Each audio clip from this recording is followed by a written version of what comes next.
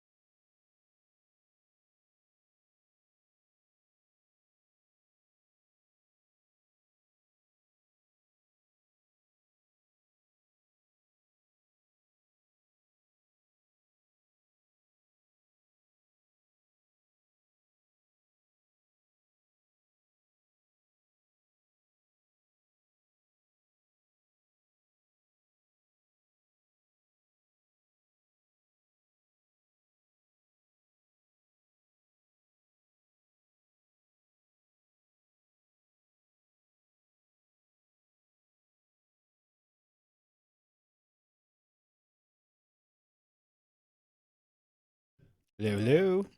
G'day. This is not the right spot.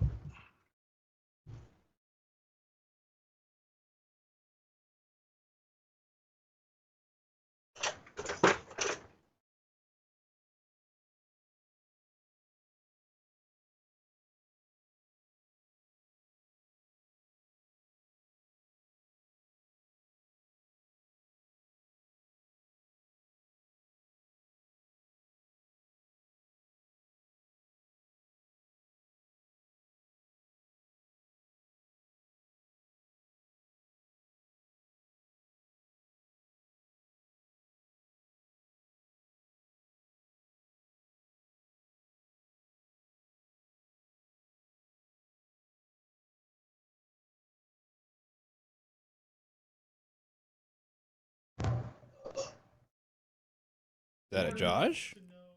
It is. It's Looks like it. Is it Just Jammin' one. Josh?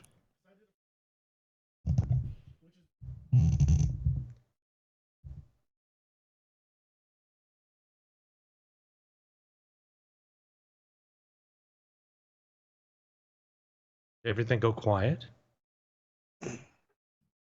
I got their mics down right now. Oh, that's so nice. They're talking super secret stuff, so I was like, we won't throw that out just yet. Good time. I see.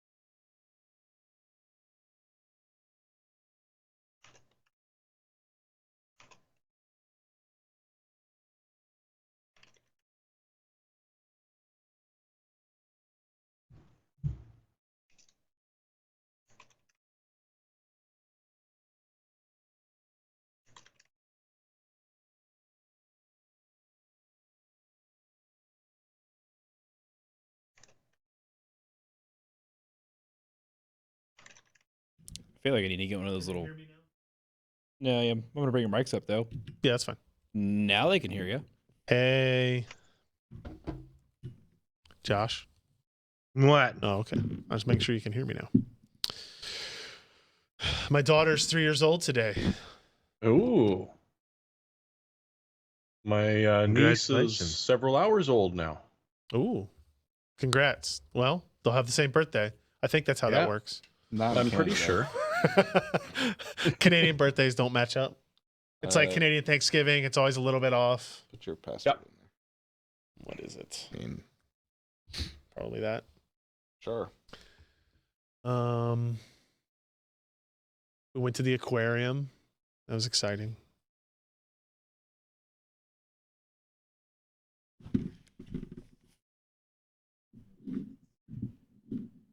It's small. I don't like the buttons.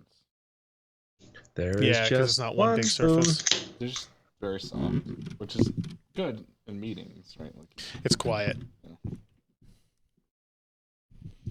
And a smile means friendship for everyone. When the mountains are high and the valleys are wide, it's a small world after all. So I've got a funny story for you about It's that. a small world after all. Go ahead. Anything to make him stop. So we were listening to like a Disney Channel streaming in the car or whatever, and that song came on with my wife and my daughter in the vehicle. And as I often do to my daughter, I try to quiz her on stuff. And I say, Emmeline, what's this song from? And she sits there and she thinks for a minute, and she goes, where there's money in the water? And I was like, what? She goes, money in the water. And I remember it's the Small World ride. It's a boat ride, and people throw change in the water, and there's just change all over, the thing. And so that's what she apparently tagged to that ride, which Yeah. tagged to Yeah, that yeah. song. That's what she got out of it. She likes her money. It's pretty impressive. It's for something like that to occur. I have breaking news. 125% scaling on a 1920 by 1200 12-inch display. Still a little small. Yeah. Even for your young eyes. Yeah. Does it say my username good. has been... Yeah. Okay. Oh, I want to hide all that stuff. How do I do that? Is that I don't know. settings? Preferences. Alt Alerts. That's what I want. I don't want... how do I hide all the stupid... So-and-so has joined the channel. So-and-so has exited the channel. Nobody knows what software I'm using, so it doesn't really matter. I'm on Hex Chat. Minimize, highlight. Nicknames not to highlight. Chatting general. Damn. Trying to hide all the, Horn. Notifications.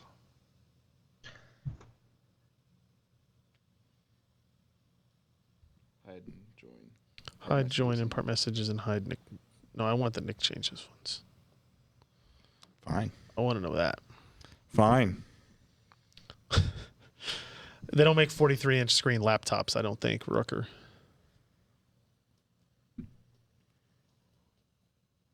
Challenge accepted. You got to carry it. I'm not doing it. Next on Linus Tech Tips. It keeps breaking the keyboard dock for so some many reason. We're not tabs sure why. So many tabs open.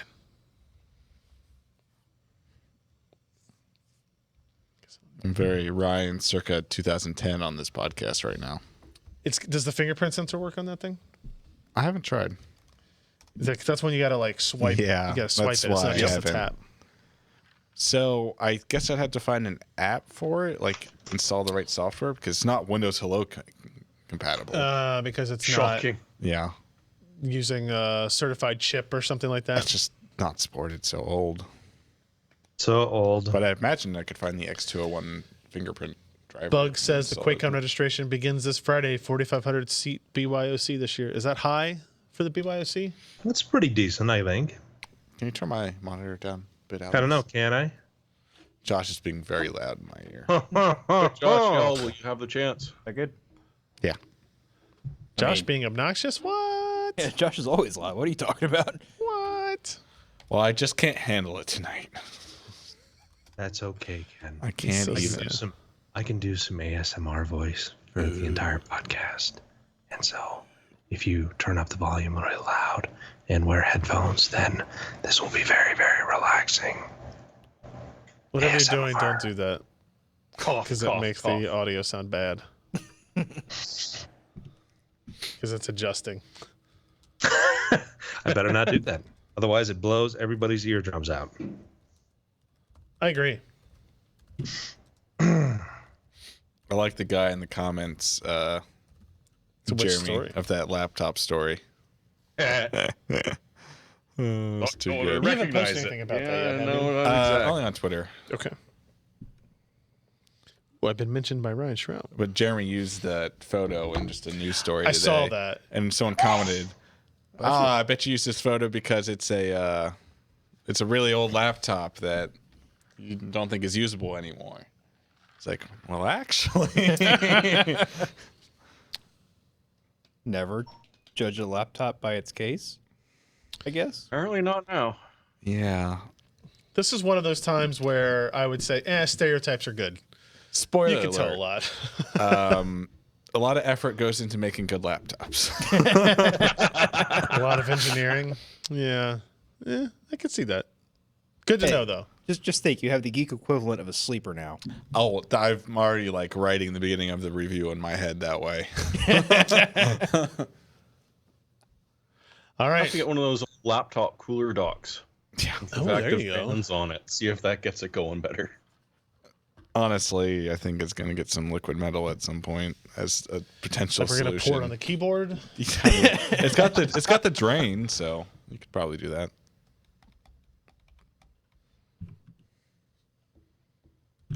All right. We ready? See? Here we go. 3, 2. Hey, everybody. Welcome to the PC Perspective Podcast. This is episode 505, recorded on June 27th, 2018. I'm Ryan Shrout. I'm Jeremy Hellstrom. I'm Josh Walrath. And I'm Ken Addison. Alan's still fired. We'll move on from that already. Alex is with us. Jim may be fired as well. I don't know what happens. A I lot haven't of seen times him when in I'm gone. weeks. Well, I chatted with him yesterday because he came in to pick up his camera, and I His tasked camera him- was still here, Oh yeah. so Well, maybe whatever he had to take a picture of was only at night. I don't have. it does have the an answer for that. telephoto on it. So We'll have to ask about that. Welcome to the show, everybody. We talk about PC hardware news, things like CEOs leaving or new G-Sync monitors, or do we have that on here? The Corsair buying just about everybody's story type of thing. yeah, Okay, that's on here. We're good. All right, sounds good. Welcome to the show. We do record We record it live, and you can actually watch it live as we record it at pcper.com/live. So live, pcper.com/live. I thought it This is was word /live. association. This is pcper.com/live. Yeah, I like either it. one. My goodness. I apologize. My child has allergies, and he's in the next room. hey, me too. I thought that was you for sure. Yeah, No, that was my young child All right, that's fine. of 16 years old. So he's not really young anymore and barely a child, but Definitely he can dying because of the sneeze allergies. loudly. First thing to note is that picture is not hanging on the wall above your head from last week. yes, Still to right. update You the know- rendering. Like everything else in my life, it's been pushed to the side, That's and fair. my productivity has been garbage. fair. I'm sorry. So you can join us as we bicker before and post show as well. If you need a little reminder for that, if you want an email that says, oh yeah, I forgot, PC Perspective's going live right now, you can sign up at pcper.com/subscribe. It just asks for your name, your email address, and I send you a note an hour, 2 hours, 30 minutes, something along those lines before this show starts. And if we do any other live streams, like a couple of weeks ago, we had AMD out here to talk That about was last FreeSync. week. Was it last week? Yeah. I don't know what the hell day it is. Except that it's Wednesday, June 27th, because I can read it on a screen in front of me. But if PCPer.com/subscribe, we don't use it for any spam or anything like that. Use it for just for this stuff. So check that out. We obviously still have our Patreon campaign running. That is at patreon.com/PCPer. This is a place for you to be a recurring monthly subscriber, not subscriber, provider, patron.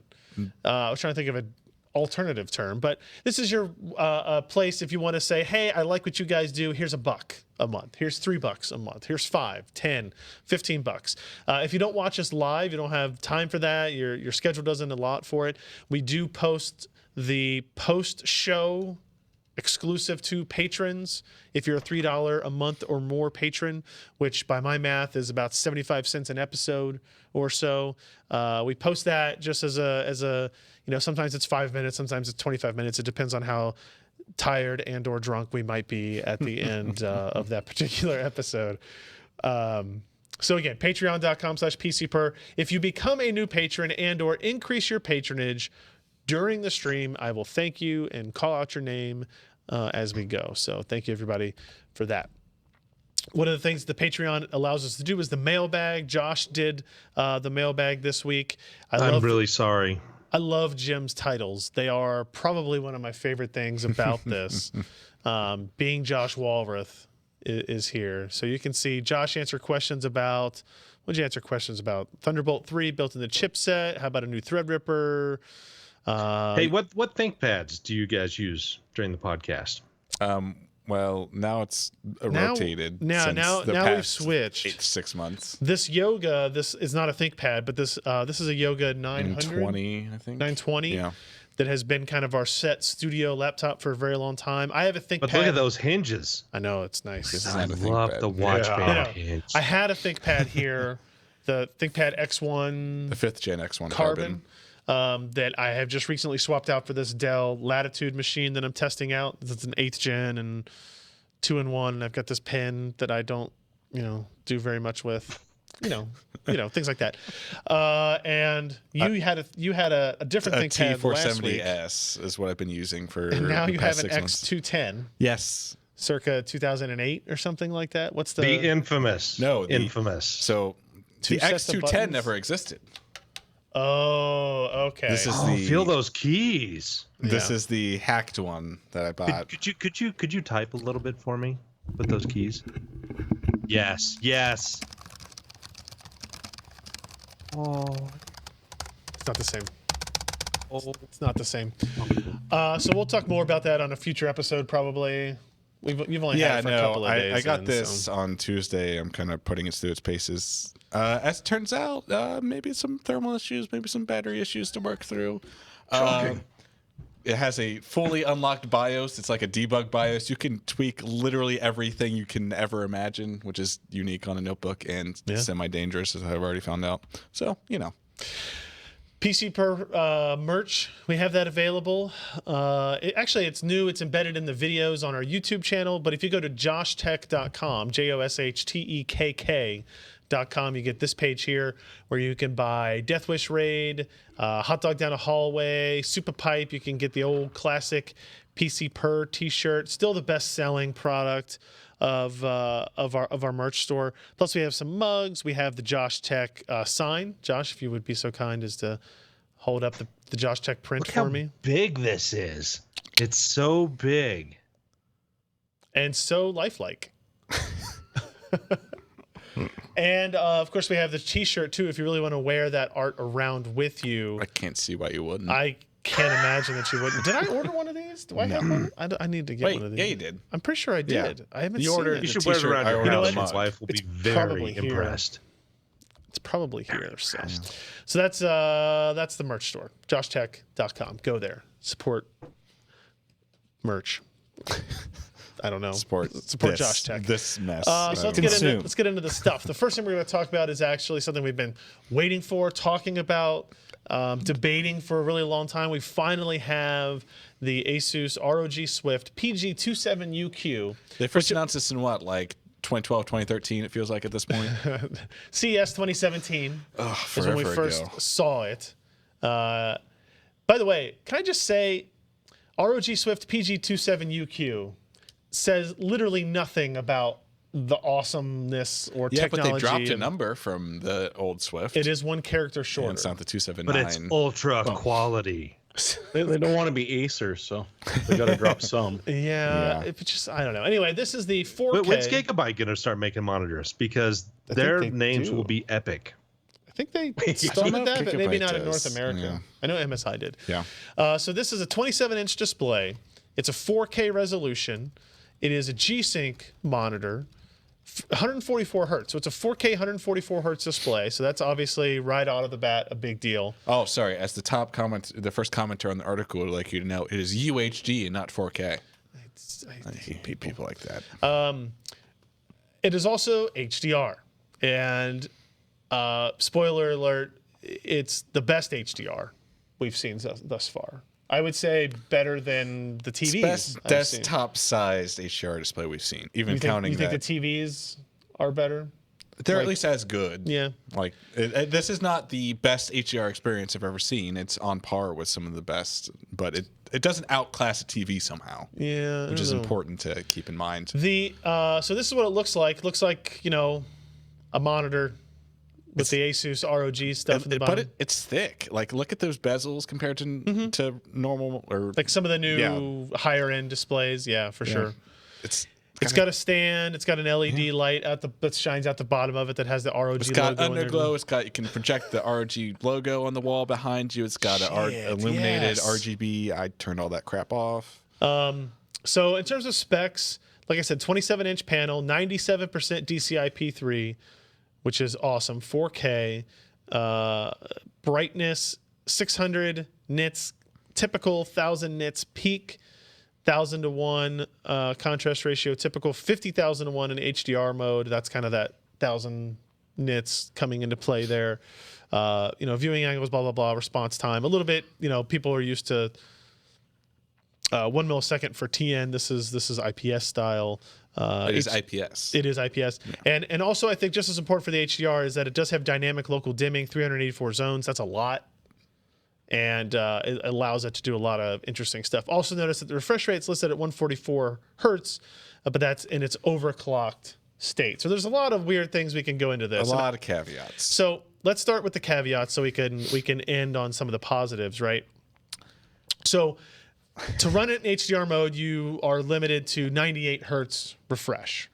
To run in full 10-bit mode, you're limited to 98 hertz, whether it be SDR or HDR mode.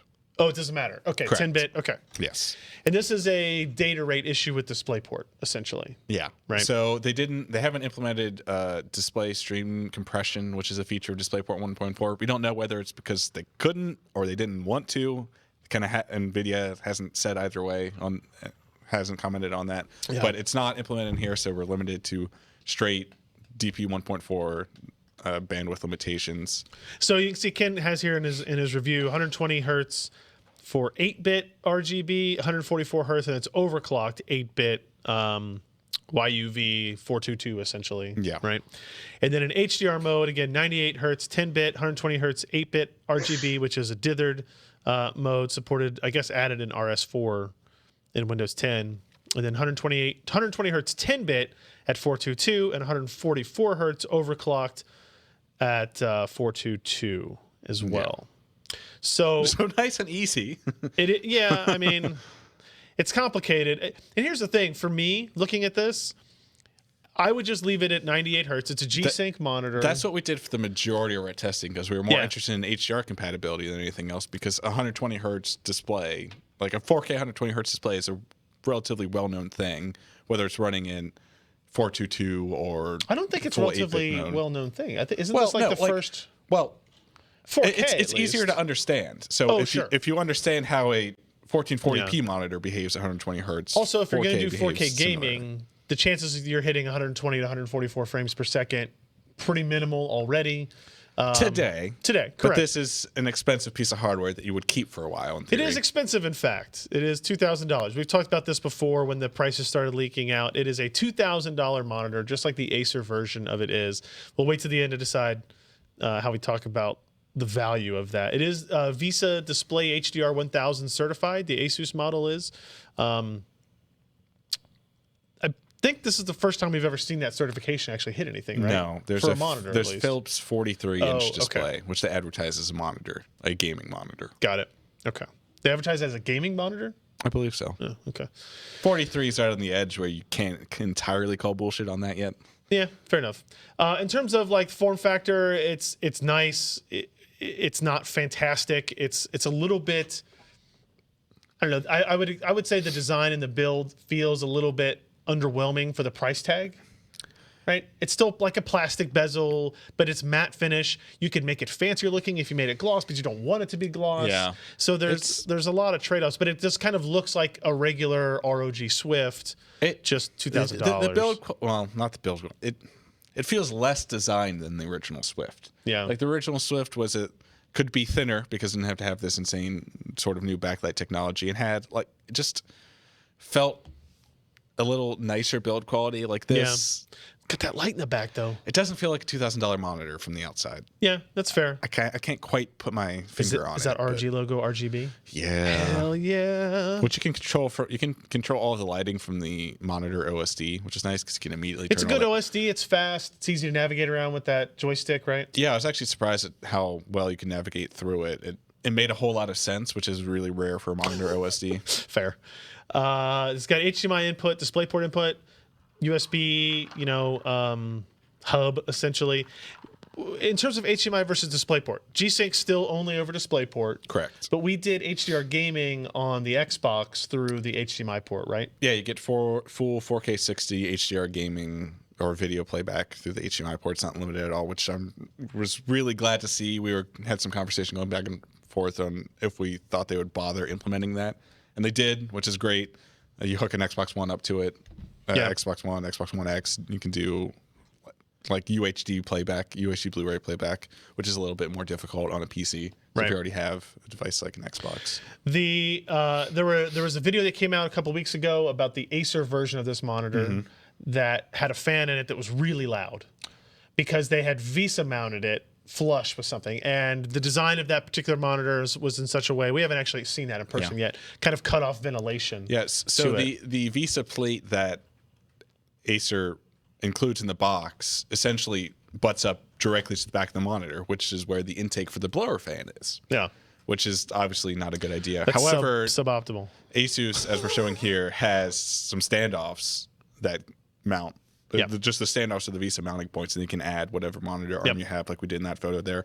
And it keeps a nice sort of pocket of airflow, so you can do intake. It didn't get loud when hooked up to a VESA mount. Speaking of, Yeah. so this is the inside of it. Yeah, blah, blah, blah. Words. That's the control board for it. And you can kind of see now, oh, yeah, that's a fan. That's a pretty beefy fan, and that's a pretty big heatsink. Yeah, it is. This control board is no joke. It is not. No. It is not. Underneath that I'm not heatsink and laughing fan, at it. here we are. That's an Altera Aria 10. That's like a FPGA. GPU. It's With like memory. size-wise. It's a 35 by 35 centimeter package, I believe. Centimeter? millimeter. No, Yeah, that's better. Yeah. No, he's just about the wait. You're I'm talking about the package. heat spreader, not the die. Yeah, it's not 35 centimeters. That's a big die. That is a big die. Oh yeah. Oof. 3.5. They don't teach the is a metric. hooker. They don't teach the metric system in America. How many inches is it? Tell me how many inches it is. How many quarters can you fit on that die? yeah. This is the only way I can visualize How it. many miles? So how much memory did we decide is there? 3 gigs. Three? DDR4 2400. Was it 3 or 6? 3. 3 gigabytes of GDDR4 or DDR4. DDR4 2400, I believe. DDR4 2400. So a healthy amount of memory. That FPGA, like we did some, you can't price these things. NVIDIA's not paying the retail price from Mouser for these FPGAs, but it was $2,600 for this Yeah. for this particular FPGA from Which- Mouser. It isn't a stocked item from them. It's a special order. They only had that was quantity 3 pricing, so $2,600 a pop for if you were just buying 3. Obviously, NVIDIA is buying more than 3, but Maybe. it still seems like a healthy chunk of change. It is, and we were trying to get information from NVIDIA on, okay, how much is this module cost you to cost your partners, Yeah. to charge your partners, whatever it is, like how significant of a portion of the $2,000 comes from this module versus the LCD. And NVIDIA told me that the vast majority was the LCD, and they said we were over exaggerating the value of the FPGA, but nobody would give me any numbers, so Yeah. I'm kind of just left with, I don't know, it looks pretty expensive though. One of the places I kind of started basing that number off of was the DigiKey Mouser stuff. And then also, if you take sort of the storied $300 price premium for original G-Sync, and you start to look at what FPGA they used in that, it's obviously a way lower cost device. Then you start to do a little bit of math, the $2,000 monitor, Yeah. quantity breaks. That's kind of where I got in about the $500 And memory, as it range. turns out, it's not cheap. No. Getting 3 gigs of memory is going to add to that. The last module had 768 megabytes of memory. The original G-Sync module. So I'm still curious to see. I want to get Tom's ass back out here. Let's talk about what this is, what it does. What do you need 3 gigabytes of memory for? I always thought 768 was pretty high on that. What's the TDP on that FPGA? That's not really a not number listed? you get. It depends on what your workload is, right? And like how it's you've super configured variable. it. Well, I'm looking at But the hot heatsink. based on the fan. I would say that's a 45 watt part. Yeah. Scroll back down to the FPGA. You could see right above the FPGA the power delivery, which actually had a thermal pad over it, even. So, I mean, it was popping out. These pieces here. Yeah. So it's 2-phase. Wow. Yeah. Looks like it. That's no joke. Yeah. I was shocked when I pulled the heat spreader off this thing. Well, one phase probably for the memory. Yeah. Yeah. So there's a lot going on here, and we don't really know anything about it, and we're just kind of just learning about it. We can't say for sure. Somebody mentioned something. What You don't know Yeah. is that they've improved the DisplayPort functionality so that when you turn your monitor on, it actually starts mining Bitcoins Ah, okay. for NVIDIA. You wonder why their profit margins are as fat as they are? So interesting point. Just- That fan turns on the minute you plug the monitor in. Like the monitor has a boot up sequence that takes a decent amount of time because it's booting this FPGA. Like booting. I mean, obviously it's It's really interesting. I want to learn more about it. I'm gonna have to bug some people about it. So we'll never learn more about That's it. true. Fair enough. So let's talk about what it's actually like to using it. HDR support in Windows is still not perfect, but it's way better now than it was when we first started getting HDR TVs in and we're hooking them up. Honestly, RS4? at this point, it seems to be some sort of display dependent issue, whereas some of the HDR PC monitors that we've looked at with like display HDR 600 and 400 do this weird thing where if you turn on HDR mode on the desktop, it just washes out. But having spent time with this monitor and the Samsung Q6 TV that we talked about last week, it doesn't happen. So it seems like there may be some sort of like driver The OS, monitor. the driver's sort part of it. The interaction OS there. now has the HDR SDR mode, so like, But it's had that since RS3. but maybe it just didn't work. Well, don't know. I've tried it in RS4 and it's also been bad on these same displays. So it isn't an RS4 thing as Chrome much. still has that bug. Yeah, as far as I know. Yeah, the Chrome still had a bug where it was very dim if you had the operating system in HDR mode. Every other window was fine, but they'll fix it. I think it had already been addressed in a Chromium thing. So in general, your desktop experience should be as good as normal, but you've got a really high quality screen here to go along with it. In terms of gaming, this isn't one of those things that it's impossible for me to show you a picture or a video if you don't have an HDR screen to play it back on. And even then, it's kind of difficult. Yeah, so like if you have an HDR screen, you can watch HDR videos on YouTube, but I have no idea what kind of conversion they're doing, in order to map it to whatever your particular display is on the fly. And interestingly enough, we ran into this. If you're in HDR mode while gaming or on the desktop or anything and use GeForce Experience, it produces a image that is tone mapped to HDR. So if you go to display it on an SDR display, it looks blown out. Yeah, so this They is why aren't doing that conversion back. This is why we have pictures from a iPhone 10 Yeah. as screenshots instead of taking screenshots, because we were taking screenshots, they were in HDR mode, and then we were trying to like tone map them back to SDR, and they just looked bad. They didn't really represent what we were trying to show. This kind of does, right? You can, again, we're not gonna be able to tell it, but there is a significant difference between the HDR gaming I've done on this monitor and the HDR gaming I've done on other displays thus far. Right?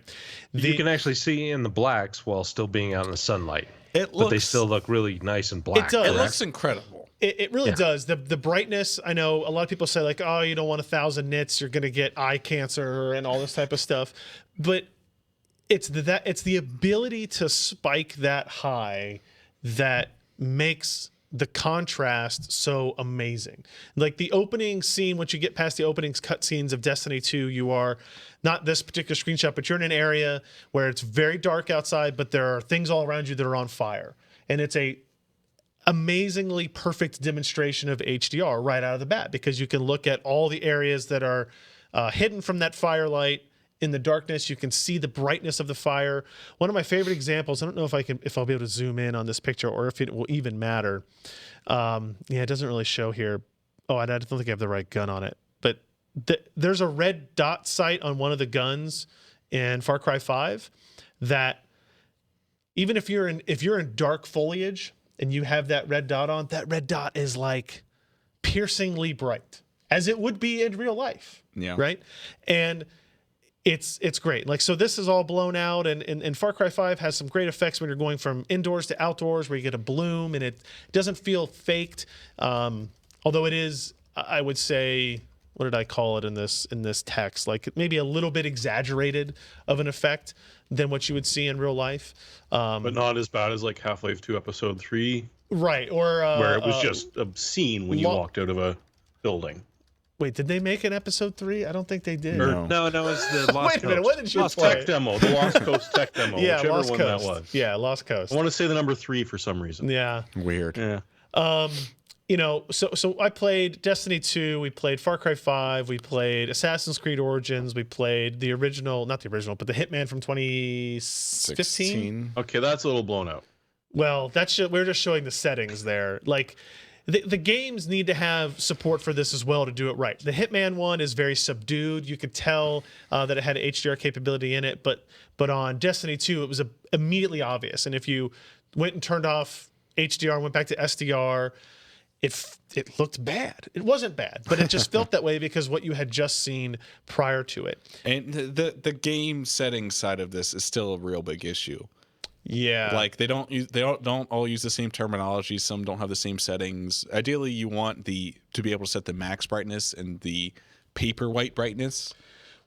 The paper white kind of representing the dimmest bright white. Yeah. For whatever that And means. so the PG27UQ actually has a setting in the OSD where you can set the paper white level, and it defaults to 80 nits.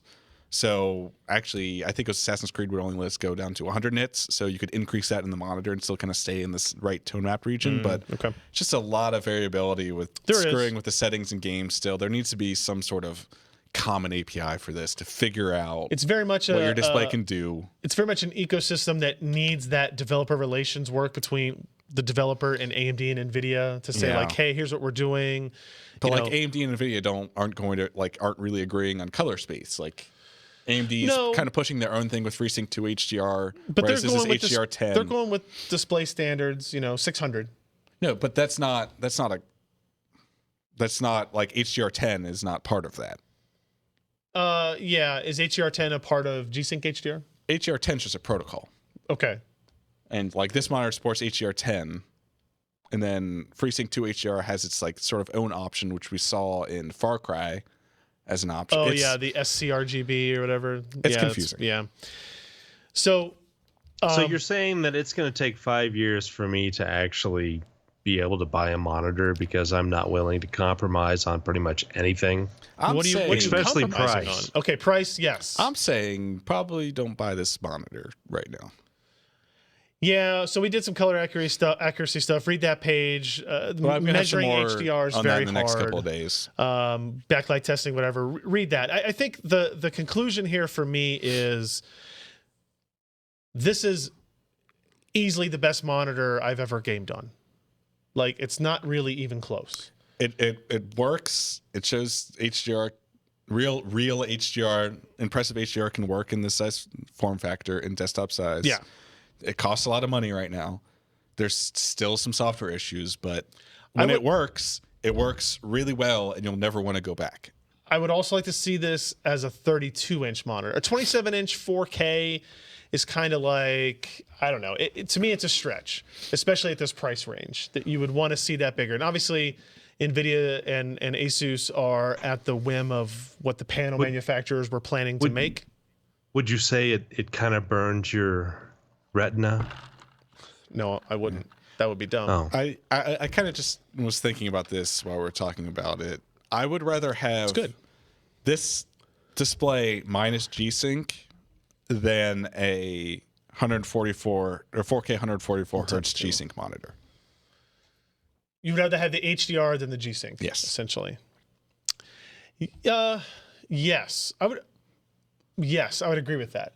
Now, here's something else I didn't even mention. The G-Sync still just works, right? As it turned out, like we didn't have any tearing issues, we didn't have any stutter issues. We only went up to 98, but we were playing at 4K, so we were, our frame rates were more in the 40 to 70 range to begin with. Albeit we did have a 1080 Ti installed. We were using a 1080 Ti. But if you're buying a $2,000 monitor, you have a $700 video card. I mean, whatever. you can do whatever you want, but okay. So let me ask one thing real quick. Yeah, please. From just the eyeball test, HDR on this versus HDR on that big ass Samsung thing. Comparable. Really? Yes. I would say, as the owner of an LG OLED, Yeah. I don't know if it's because of the proximity to the monitor, because the monitor is closer to me than my TV is when I'm watching TV. But to me, the monitor feels more impressive. Like the brights are brighter. The monitor's also matte. That's which I true, think helps as a little opposed to bit. gloss. And I can see the detail in the darks because I'm closer to that image, as opposed to when I'm further away. It's, even though it's a bigger screen, it's a 65-inch TV or whatever. I don't know what that ratio is. Yeah. There's something about it to me that this feels like the best HDR implementation. Now, color-wise and measurement-wise, that may prove out to not be the case. It could be that the Samsung TVs and the LG TVs are actually a bit better at it. But I think at the very least, it's comparable to what we saw. Like the reason HDR was so exciting is you'd go to these demos at CES and at these tech conferences and these tech days, and AMD'd have this big TV and they'd be showing a star field of the dark, and then they'd pan over and you'd go past the sun or a moon or something. It was so impressive. And all the monitors we've really seen up until this point have been better than standard, but not like I kept going, but my TV does this better. We couldn't quite tell if it was working a lot of times was the big issue, where you do With not the have that HDR mistake. 600 based Well, monitor. even before that, before they even started adhering With to display that. HDR, if you know what you're looking for, you can tell, and it's impressive in some scenes. Like if you're walking outside and the game like it is blowing out the screen essentially as your iris adjusts and it changes the exposure. Like you can tell that stuff, but there was absolutely no question as to whether or not HDR was working, and even the littlest details on this display. I'm torn on this because I do think it's the best gaming monitor that we've had here, but I think no one should buy it. God, it's so expensive. It's so expensive. And I'm trying to think back. If you look back at the first 4K monitor we had, where it was the 2 DisplayPort, and it was the what the hell was that called? MSG. They split the screens. Yeah. And didn't always work. And it was a 32-inch. Yeah. The Asus panel, Asus and somebody else had Sharp. had No, it was that strange Korean brand, wasn't it? No, we had a 4K TV there, but the first 4K monitor. Yeah, it was but That was it had- HDMI. The first 4K monitor was the Sharp, like medical grade professional one that Asus rebranded. Yeah. Then that was like $3,000, wasn't it? That's what I was going to ask. I think But- I was going to say it's like 2,400. Yeah. So, we're kind of in that same ballpark. We probably had the exact same recommendation back then. This is the best monitor you could buy, but maybe don't buy it yet. Probably. If you're the person that buys a Titan XP, or maybe 2 Titan XPs because you're just that kind of guy, or one or Titan gal. 5. Yeah. sure, yeah, it's a V. It's not a Titan 5. It should be fine. Titan 5 was the rocket. Titan V is the graphics card. That's how you know they didn't steal the name. Yeah. Then maybe this is the thing to do, right? Is to buy one of these types of monitors, this Asus display. I But think my perfect display would be this quality HDR in 1440p at 144 hertz, $4,000.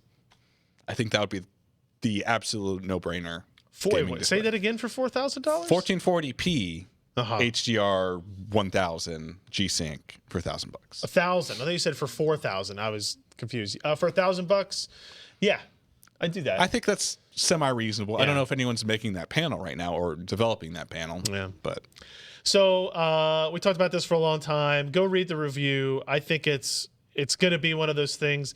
I hate like this is the best possible thing, but not many of you should buy it, right? And that's kind of where we're at with, like, you know, again, this is the Titan XP of monitors. This is the 1080 Ti of monitors.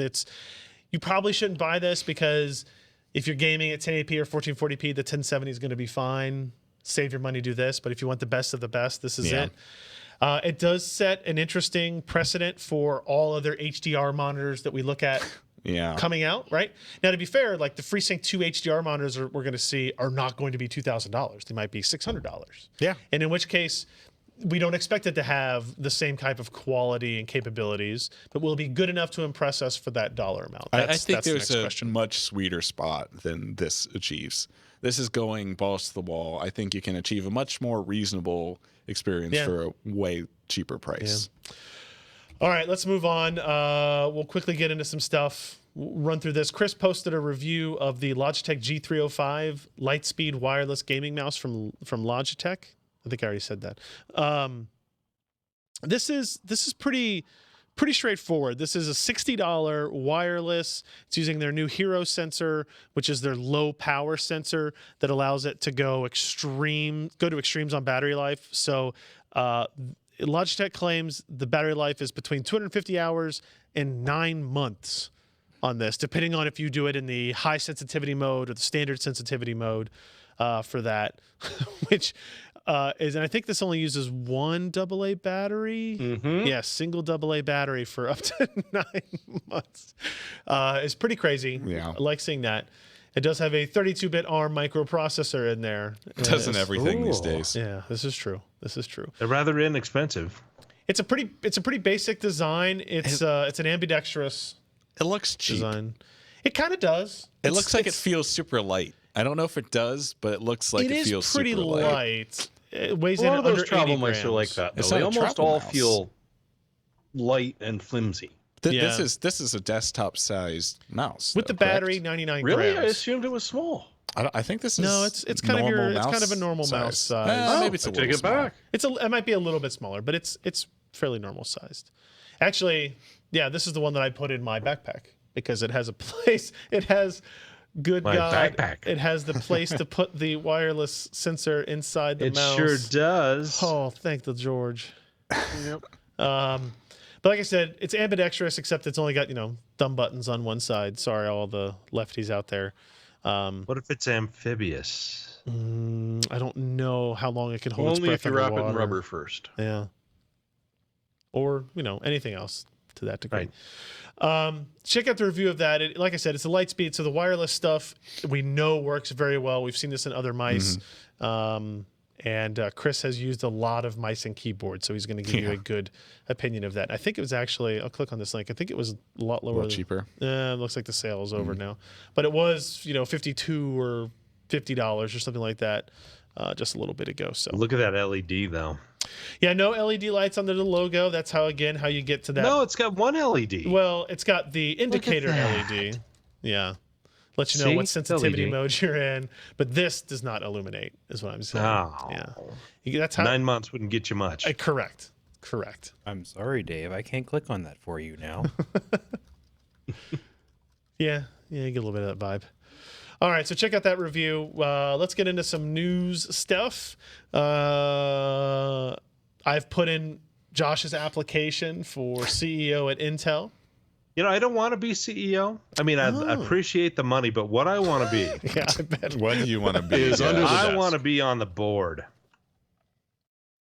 So buy up that Intel stock, vote for me this next year, and I'll be on the board. Yeah, probably. And won't I can happen. help guide Hostile takeover of Whoever Intel. the new Intel. CEO is. to where it needs to be. So Board. the reason Josh would even put in his application for this job is that Brian Krzanich has been fired / quit, forcefully resigned. Whatever happens in today's world, nobody actually ever gets fired. They just resign Services Oh were no, no some longer people get required. fired. Yesterday was the last day of his employment. Yes. Oh, it was? Okay. It wasn't No, effective no, no, immediately? no. That's the excuse. The day sure. after he was fired, Right. they announced yesterday was Right. so and so's last day of employment. We Got wish it. them well in their future Well, endeavors. it's like how you fire dot, someone dot. on a Friday so they don't burn the office down for their. And So BK left. He's gone. He's fired. He had essentially an affair with an employee years ago before he was a CEO. But now they found out about it, and so they're like, "Yeah, this is a convenient excuse to get rid of a guy that has been controversially responsible for some headaches that Intel's been dealing with." It's an awkward thing to talk about, Josh, because they made a ton of money while he was CEO. But is the question, would they have made tons more had somebody else You know, been at the helm? okay, that is a good question. I don't think that they would have made tons more because where they're at, they had better process technology, they had better design, they had better execution on 14 nanometer than their competition. I think they maximized their potential in terms of margins and the amount of processors they are actually able to ship really, really nicely. The problem is 10 nanometer is bad. it should feel they're- bad. Their designs have been ported back to 14 nanometer plus, and possibly plus. They do not include any of the next generation type things to improve performance that were originally designed for 10 nanometer. And we have one 10 nanometer part out here. And would you say that it is overperforming or underperforming? I have no idea, but it's a 2-core, no GPU part, so chances are it's bad. Yeah. Yeah, it's not good. There are two, trains of thought here. One, 10 nanometer it can be fine. The things we just got to work out and tweak it and everything's fine. The others are, it's fundamentally unsound and you will never get it to work at the levels you need it to be. I am of two minds of this. I think in its current configuration, it probably will never meet the benchmarks they need it to. But there are many things that they can do because, process technology is like science and alchemy combined. It's really absolutely bizarre until they see how something works and can quantify it. It's like they don't really know if it will work or not. I mean, there's theory, and obviously theory to reality for Intel broke down somewhere, and they need to take the reality and make adjustments and see what comes out. And everybody can be a critic because it's easy to say you done screwed up. But Yeah. I don't know where that they really are going to go. I mean, they now have two options. One, fix 10 nanometer or scrap it entirely and just focus on 7 nanometer and try to learn the lessons that they got from 10 nanometer. I mean, they threw a bunch of technologies at 10 nanometer. I mean, Cobalt, I can't remember all of the other different, gate features that they had. Sure. But it was a lot of stuff, and it was all in a very, very tight package. And if you look at the physical dimensions, 10 nanometer is still tighter overall than the competition 7 nanometer parts like TSMC. Okay. But if they can't make it, It doesn't matter. it doesn't matter. Because, if your yields are crap and the products you make are extremely simple, people who can leverage, 12 nanometer, which is, Samsung's Global Foundries, enhanced 14 nanometer stuff. If you can put out parts at will and still be able to, compete with Intel at their 14 plus, then Intel's losing money. They do not have command of the market that they previously did because essentially the playing field is level right now. Yep. and it's going to get worse for Intel in 2019. So yeah, they've made a boatload of money in 2017 and 2018. 2018 is going to close out very, very strong for them because they still have very good parts out. They're keeping their margins. They still have all the customers that they have. But 2019 is going to be an inflection point because AMD will have 7 nanometer parts. Intel will not have 10 nanometer stuff. They will still have to rely on 14 nanometer plus, whatever they decide to do. AMD is going to have a density advantage over Intel, and that is going to be huge for data center. I don't think that AMD is going to take over data center, but No. potentially they could take upwards of 10% of Intel's really high margin, high end, big money data center with their EPYC processors, especially at 7 nanometer. So let's not try to guess who will replace him.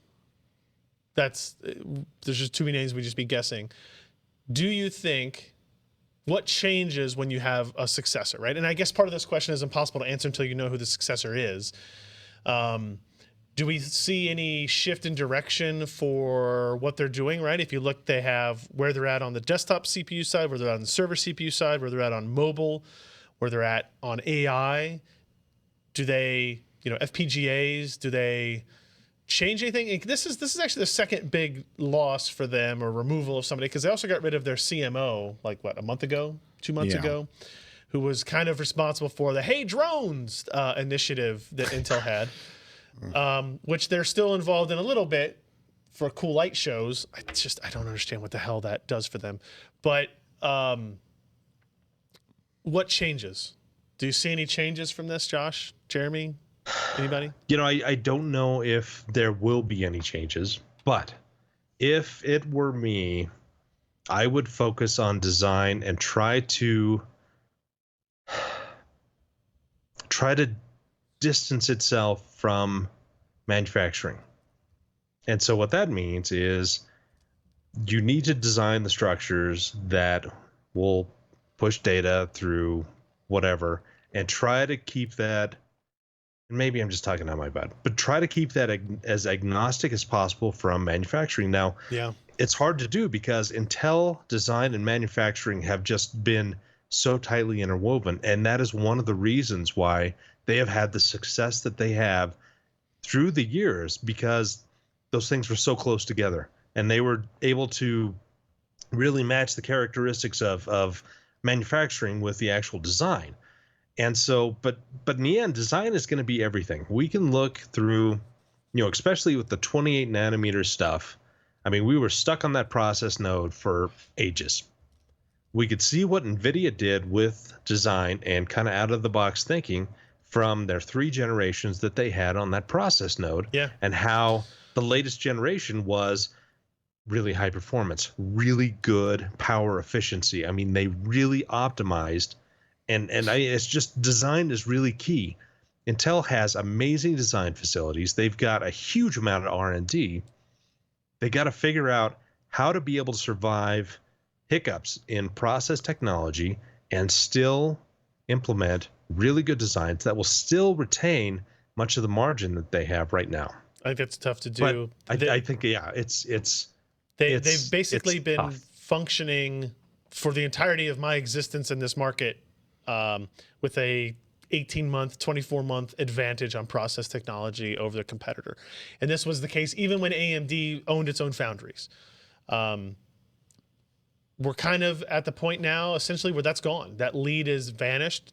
It's neck and neck. Some people argue, TSMC's ahead. I argue that we don't know yet until we see actual TSMC silicon coming out and how it performs based on expectations. But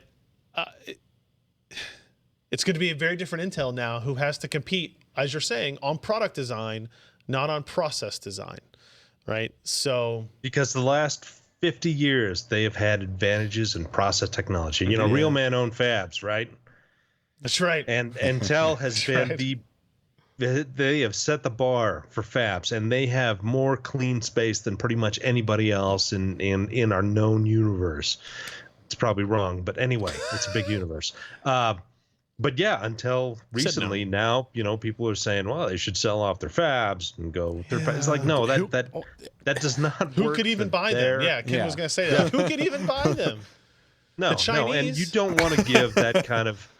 If you could afford fabs, you want to keep them because you have a granular control over your product that your competition does not. They already don't. You design have... you design your cell, and you match it as closely as possible to that manufacturing, and you then design the chip around that standard cell, and it's all hand design essentially. I mean, it's like 85 to 90% hand-laid design versus automated at Intel, AMD, which is hugely automated because they just don't have the engineers. Artisanal they can't afford to pay them. CPU layout. Yeah. Well, I was going to say earlier. That's more my concern. Like, are we going to see one of the newer style management come in that's well, who even cares if we can't beat them on process tech? Only nerds care about that. We need to turn this into the Intel experience. We need to sell the brand. It doesn't matter that the processor doesn't do things. We can make it sound amazing. And that's the way that we have to push, because we had a huge lead and we were wonderful, but now we've got to grow in a different way. And I've seen a lot of companies sort of go that way recently, and a lot of feedback from people who are just saying, it's all about the experience. It's about the feeling you have when you buy it, not what the actual product is. Combine some services with it, and it will be wonderful. Come on, that's why a Lamborghini still is, still afloat. What were you gonna say, Ken? They can't sell their fabs because they're already at full utilization of 14 nanometer. They had to stop production on some chipsets because chipsets are on 14 nanometer now because they thought they were going to be on 10, so it was safe to design and produce chipsets on 14. They can't sell the fabs because they're the only ones that they need the and nobody has the fab space outside of Intel to be able to handle that kind of let's dump out 100,000 wafer a month on some third party. Come on, UMC. It's not gonna happen. Yeah. All right. You always wanted to step up there. There's BK news. We'll talk about this more once they pick whoever the replacement's going to be. Like I said, I put in Josh's thing. I put in mine. I would leave you guys for $28 million a year, just so we're all on the same page. Well, now we know what we're worth. It's probably less than we have a rough estimate. Dream. Right. Before we get in the next story, we do have a couple of new patrons. We have a $5 patron from Jeff Cook. Thank you very much, Jeff, for that. And Mur, M-I-R, Mur is in there for $1. He was able to log in. There you go. So he also has some Intel stocks, and he's going to vote for me for the board membership. Damn. I only That's have $115K a year. I only have that one AMD stock, one share. But I do get to vote with that, I think, still. Although I bet they don't have my information anymore. Anyway, let's move on. We got a lot of other crap to get to here. We'll run through a little bit quicker. Rumors are coming out about a Qualcomm Snapdragon 1000 series part. Let me go ahead and translate this from that language into some semblance of English. That is basically going to be is a bigger, quote, big ARM chip for Windows 10 PCs. All the speculation here that kind of makes sense is that it would be based on the ARM Cortex A76 design, which is something ARM has claimed would have laptop level performance.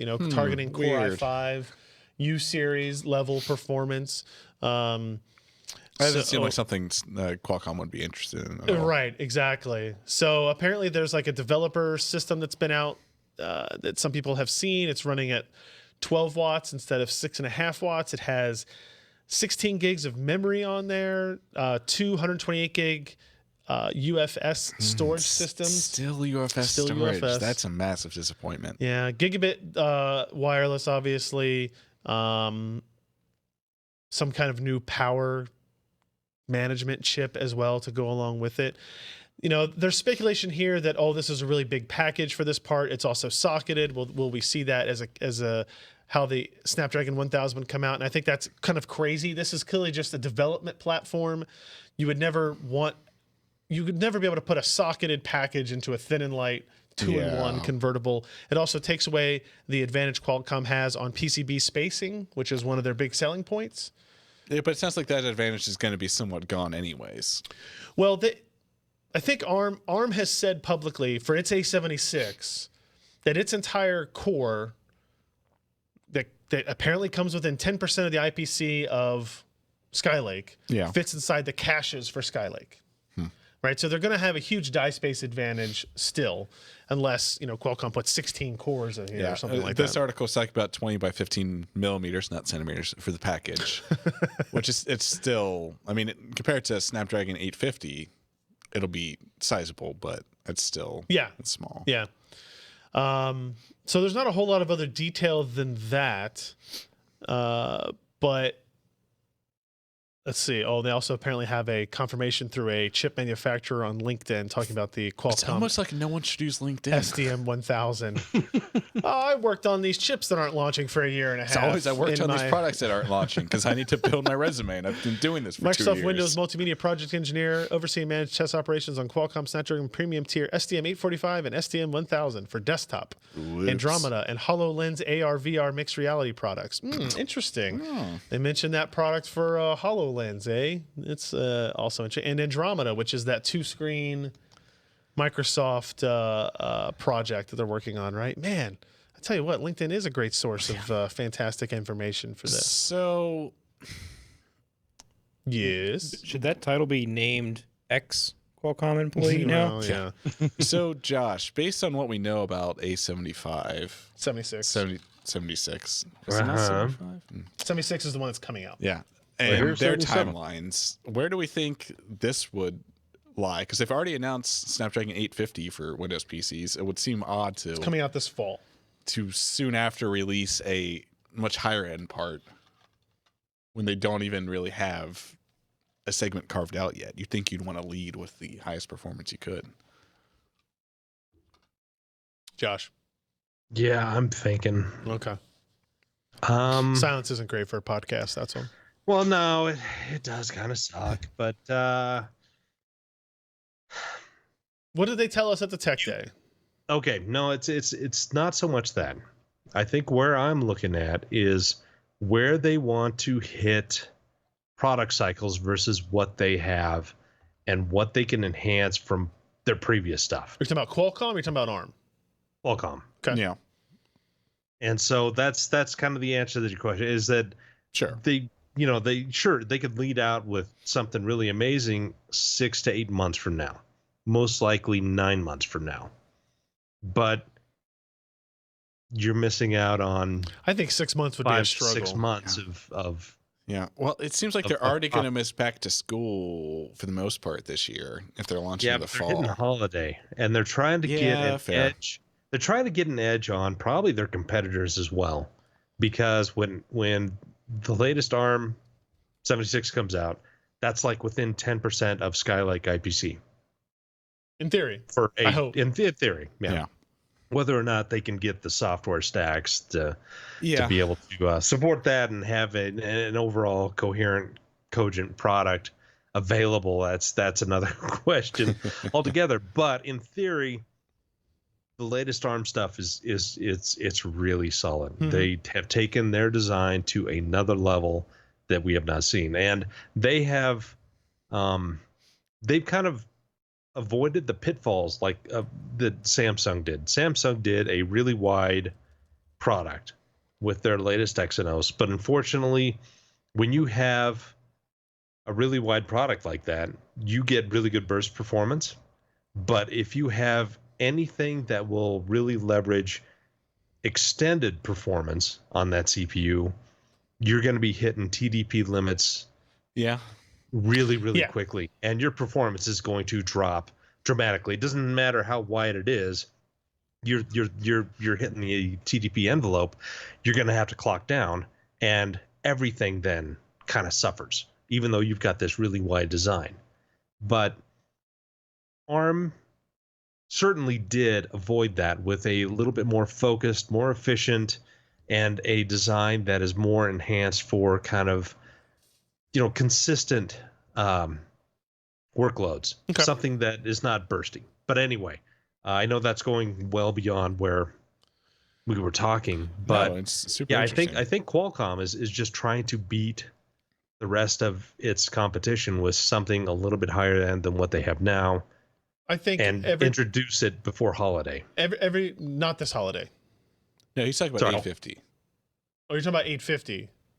I think. Okay, 850 will be out this holiday, I think.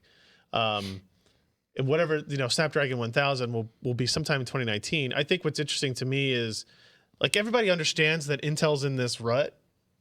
And if you're gonna go You at them, gotta go. You go now, right? If your goal is to get market share, to get mind share, to really create a brand around stuff, this goes for AMD as well.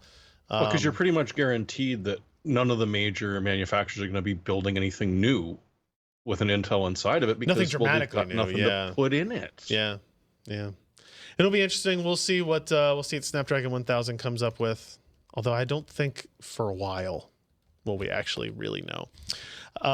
Jeremy, you posted a quick bit about the Corsair K70 RGB MK2 and the Strafe MK2. You got to say RGB at least 3 more times. Sorry, RGB MK2 with RGBs. Yes. And boy, does it have RGBs, as you can see.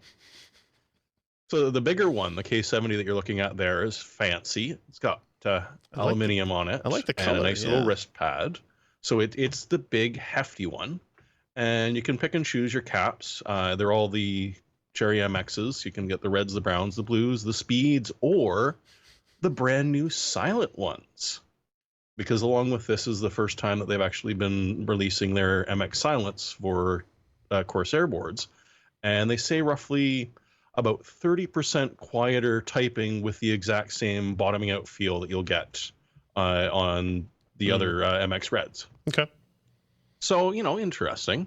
If the big hefty one isn't more your style, then you've got the more polite, the MX Silent, which, as you can see, as you can guess by the name, uses the silence, although you can get the MX Red. It's plastic, and it doesn't come with a fancy wrist rest, so you'll also be able to pick it up a little bit cheaper.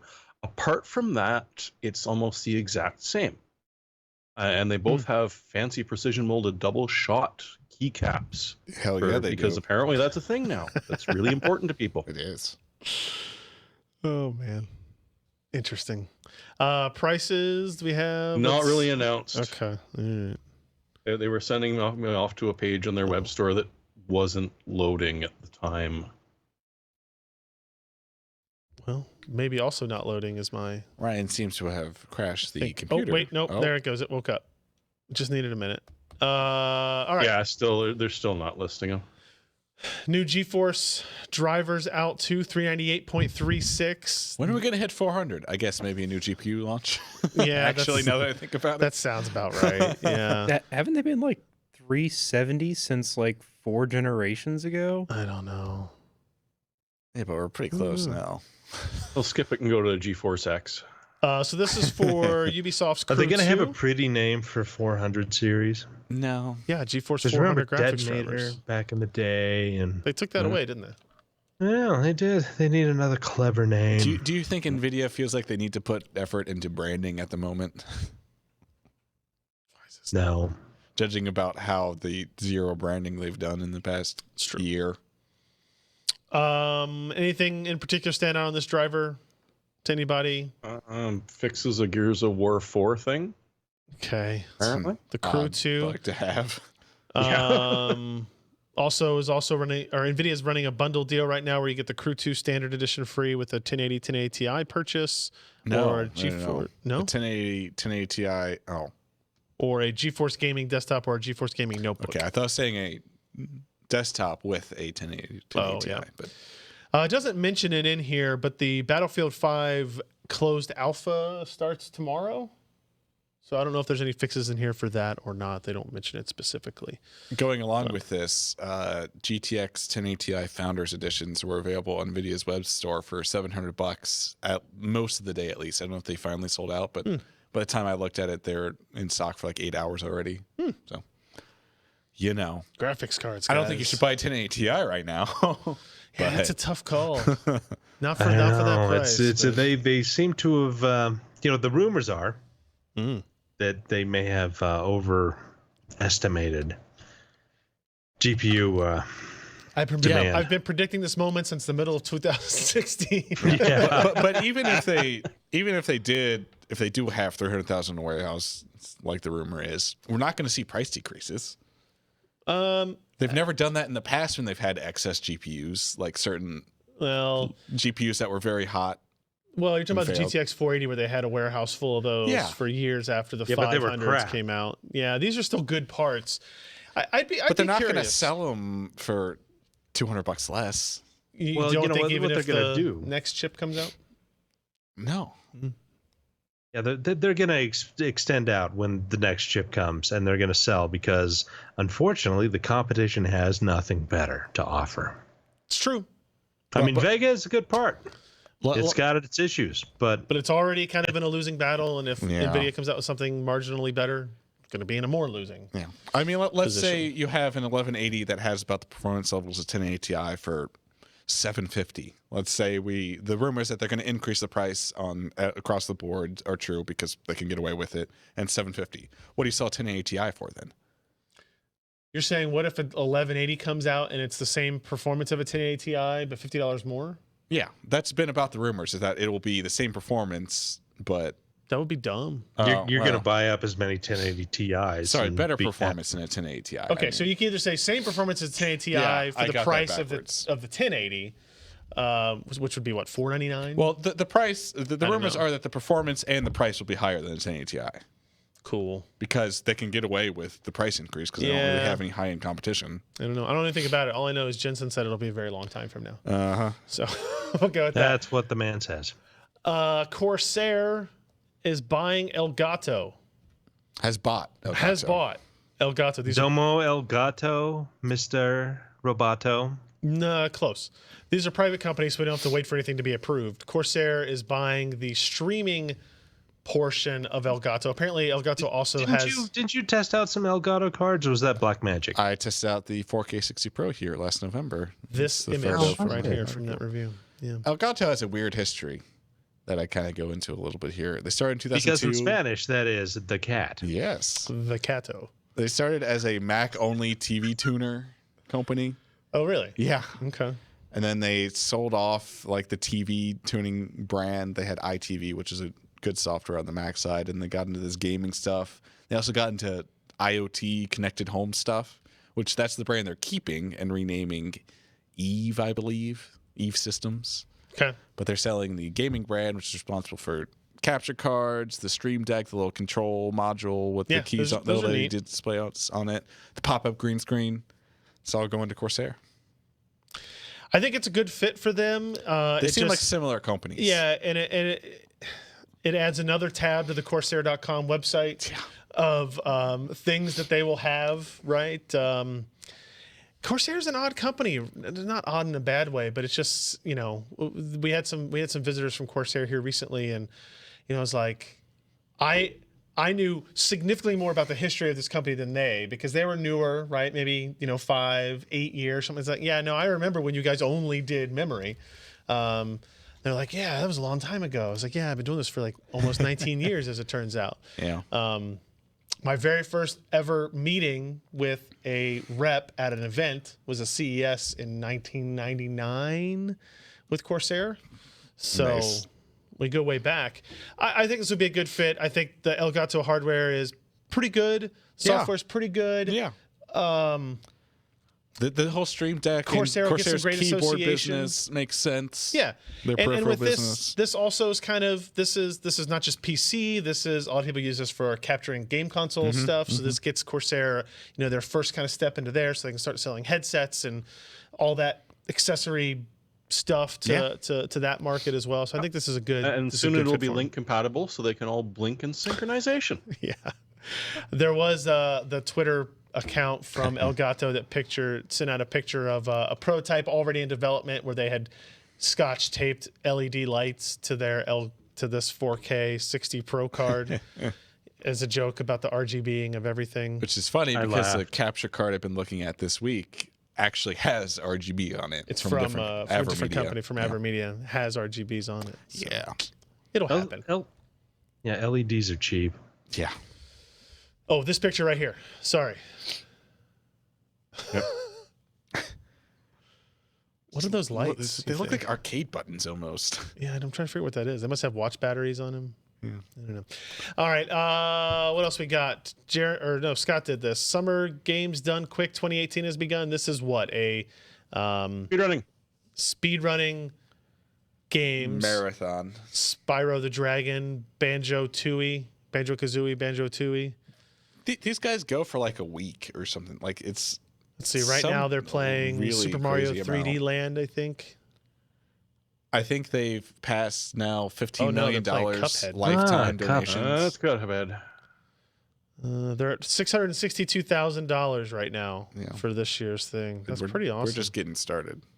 That's pretty great. Until His next fingers Sunday. are hurting already. He's shaking his hands. Nah. He's been playing for 29 hours. Last year, Summer Games Done Quick set a record with $1.79 million raised. I assume for That's pretty charity, good. right? Yeah. Okay.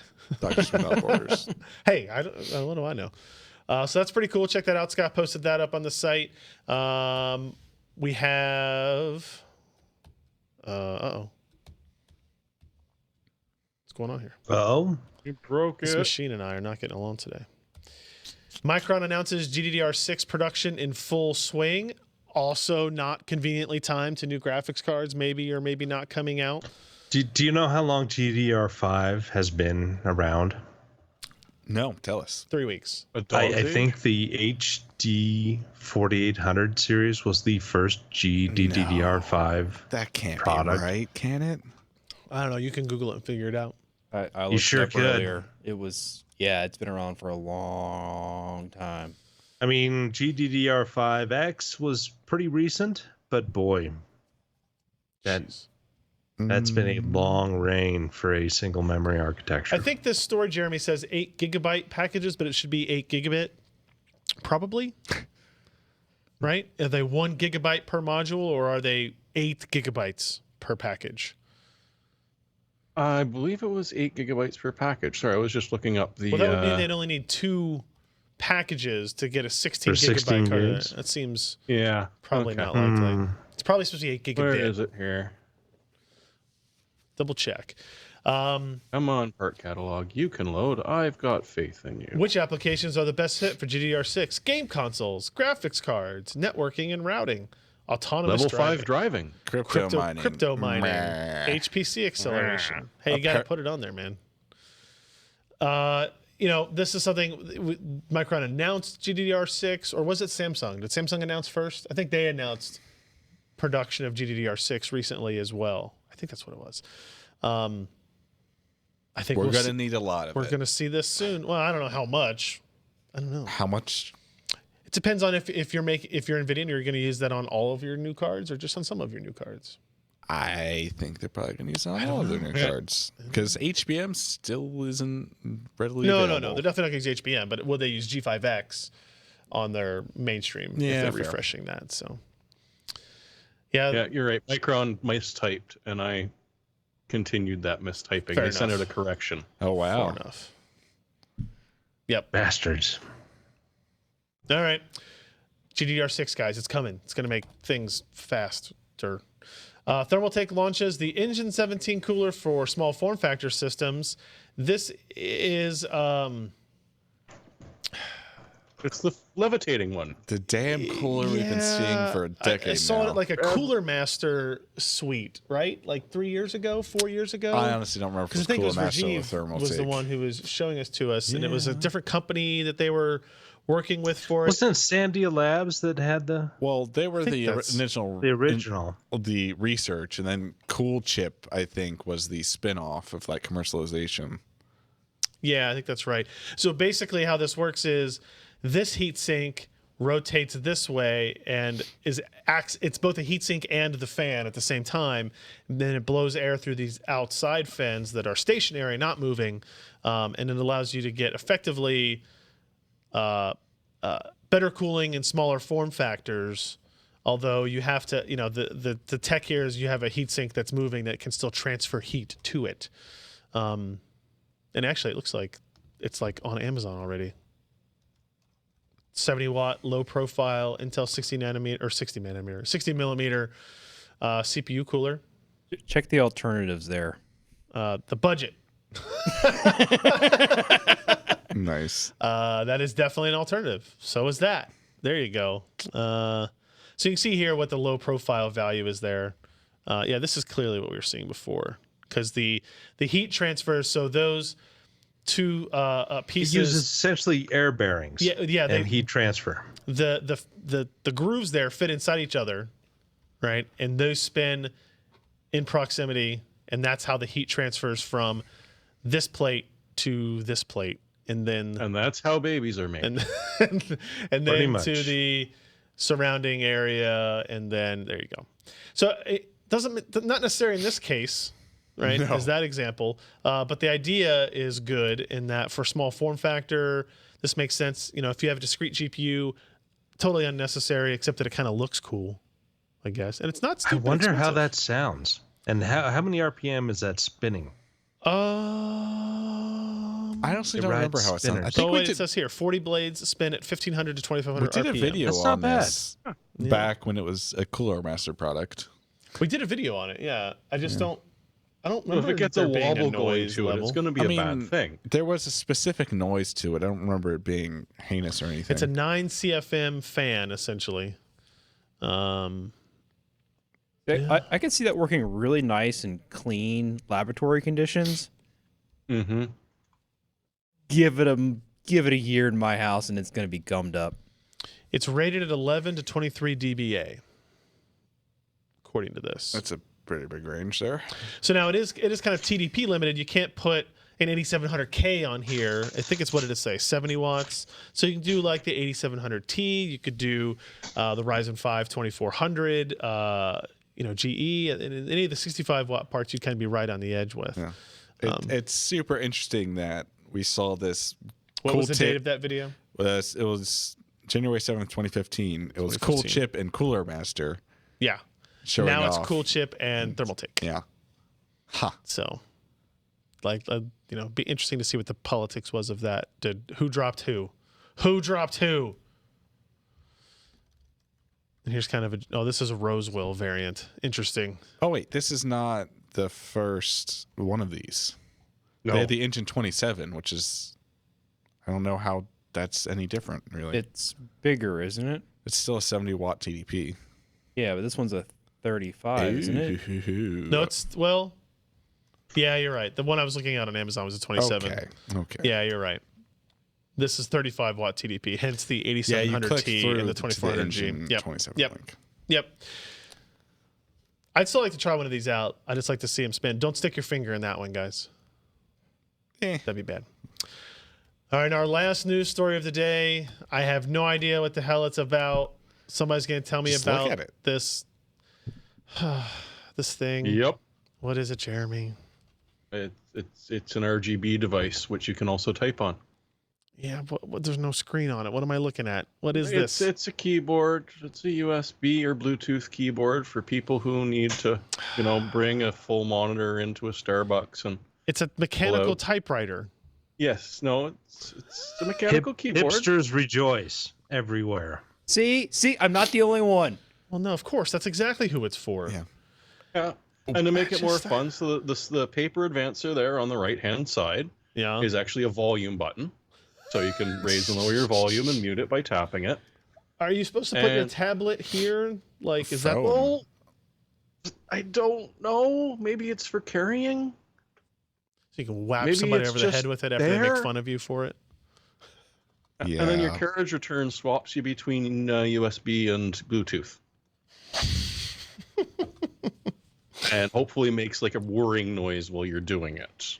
And is that company name pronounced New Keys? KNEWKEYS. Anyone's guess. No. And Hence my comment with the mechanical keyboard. keyboard. Whoa. Kibbard? Can you believe that a Waston reviewed an esoteric mechanical keyboard? Yeah, it's odd that in that house they would be Sounds looking at like- keyboards like this. Yeah. And he loved it apart from the fact that the Bluetooth didn't work so well. Well, that's an important part. Oh, there's cherry compatible key stems. Yeah. Are they? Yeah. Oh, okay. You couldn't really like replace them or use other ones because of the form factor. I don't think like it just wouldn't work very well. Interesting stuff. It's pretty Does it make sweet. the sounds of a keyboard of a typewriter? There's a SoundCloud link in there. I haven't listened to it. there- But does it sound like a typewriter? Like you'd have to have. I mean, It no. tries, but no. It has to be like an app on the on the PC that like plays that as you're typing in. Didn't Tom Hanks have that app? I don't know. Yeah, he released like a word processing app for iOS that like emulated different typewriters because he's super into typewriters apparently. You know, Great. if you have money. Hey, look Why at that not? ad on.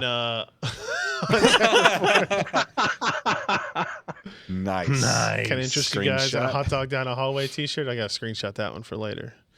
All right, everybody. That is going. No, wait, hold on. Oh, I didn't even pick anything. Let's go to you guys first. You never pick anything. I'm too busy, opening Don't up lie. tabs Dude, and stuff. even I picked something within the last 5 minutes. Let me guess. because I totally forgot. All right, Jeremy, go ahead. Oh no, I stole the SSD from. I was going to so ask if Josh did the SSD. Yeah. No. All right, So go for it. up here in Canada, 970 Evo, NVMe 500 gig drive for $260. But if you put in that little code, it drops an extra $10 off it.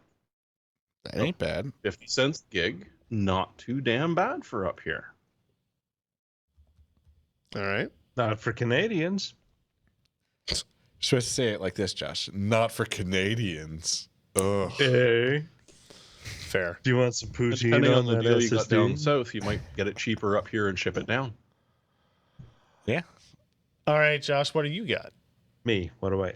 I've heard about these guys for the last couple of weeks. TCL. They're a TV company out of China who are apparently producing some really good things at really low prices. So if you want a 55-inch 4K true HDR TV with zone backlit lighting, $650 is dirt cheap, and it comes with Roku. It's just, I Nice. mean, it may not be perfect, but for the price, it's pretty damn impressive. It's gotten to be in the past couple of years that TCL is essentially the only TV option worth buying under $1,000. Why is the font for Amazon.com on your page very different than the font for Amazon.com on my page? Well, all Been my doing that packets are to me going as through well. China, so that might affect it. Ah, yes. Got it. All right. Next up, Ken. What is this? So I alluded to this earlier. I'm taking a look at two newly released this week capture products from AverMedia. This is sort of the lower end one, but still really interesting. It's a 4K USB 3.1 capture card that's capable of doing 4K 30, which is all right. Okay. I mean, not anything too impressive, but it has a display pass-through so that you can still hook up your TV or your monitor or whatever that supports 4K 60 with HDR enabled. So I was capturing at 4K 30 over USB to a PC while displaying on the PG27UQ at 4K 60 HDR from the Xbox, which is pretty damn cool. So you don't have the ability to capture in HDR, which, as we'll talk about in the review for these capture cards, is still a bit dodgy. Sure. But you don't have to sacrifice anything on your own personal display to stream or capture. And another cool thing about this is it is a UVC device, which means it needs no driver. It only works on Windows, but it needs no driver. Essentially, it emulates a Windows webcam, so it shows up in any application where a webcam would show up. If you want to send video natively to Skype from a console or a camera or something like that, just plug it in and go. Interesting. Yeah. It's got a USB-C port on it, for whatever that's worth. Plus, it's Live Gamer Ultra. Yeah. Ultra. So I'm going to have more thoughts about this and their new PCIe capture This card one. here. Yeah. The one that actually does capture 4K 60 HDR probably next week for the next podcast. There's an issue I'm working through with Evermedia. RGB. Yeah, they're very RGB. impressive, and RGB. like $300 for 4K 60 HDR, which doesn't really exist, and the Elgato 4K 60 capture card is $400. So you're Interesting stuff. adding the ability to pass through and record HDR is $100 less. So I didn't come up with anything. It's not even on Amazon. The Asus monitor is not even on there yet. So I will say again, to reiterate on the PG27UQ, if you have a lot of money and no sense. you don't need sense if you got money, Yeah. and you really like gaming on the PC, this is really, still the really best. like Yeah, you got to gaming. really like it. The Only G-Sync 2? HDR stuff is great. Yeah, it's not in stock for another couple of weeks. Have they actually been selling these yet? if you go to Micro Center, you can buy both the Asus and the Oh, Acer. it's in stock. They're in That's stock. right. They don't have you mentioned something about going there maybe to try a demo up, but then somebody went there and said that they had nothing set up. It was just like the desktop, which is the worst thing. So Yeah. maybe you could convince someone there to actually run some damn games on it, or they'll figure their shit out at What Micro AMD Center. needs to do is get that HDR demo out really soon so that they can run it on these G-Sync HDR displays and show Oh, it. such a good idea. I'm Yeah. sure AMD would be ecstatic about that. But yeah, And Micro Center has good return policies. Let's just put it that way. yeah. I think if you're willing to spend the money and you don't have instantaneous buyer regret, buyer's remorse. Oh, I have buyer regret on the burgers I buy. So that's for a different just- reason, though. yeah. All right, so that's going to be it for us for this week, guys. Thanks for So what joining was your us. pick again, Ryan? It was the Asus ROG Swift PG27UQ. But you can't actually recommend anyone really buy it, though. It's my recommendation. It's my pick of the week. Sometimes we recommend. So this is like Schrodinger's cat. of Sometimes we pick things you recommendations. don't like.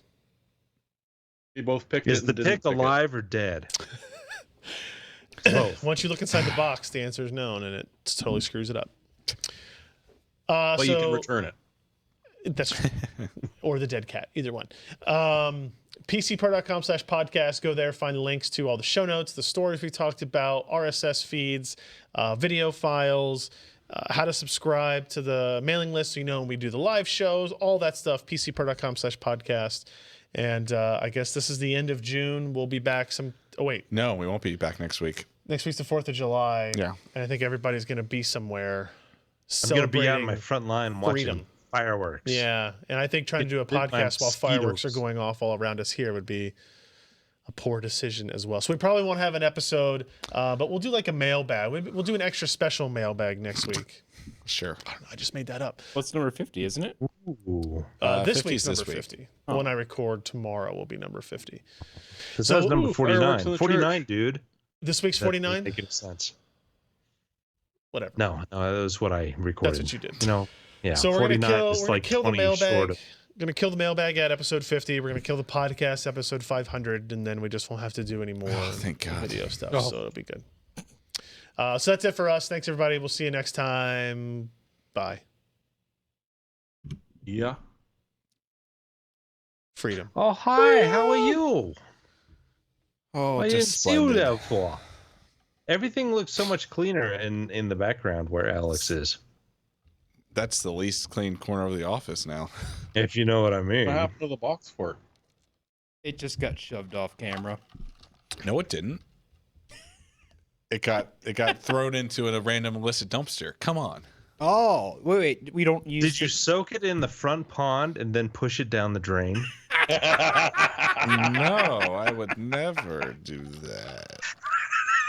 Not with my cups. the Rally's cup?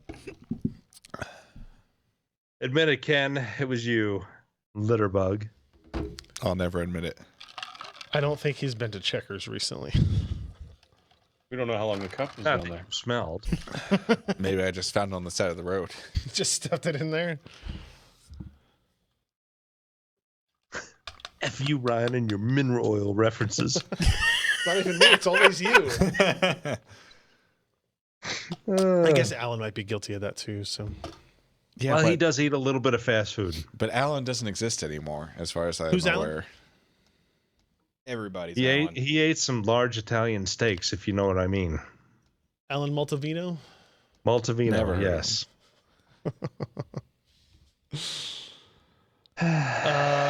Let's see. We've got your 4K, your HDR capture cards.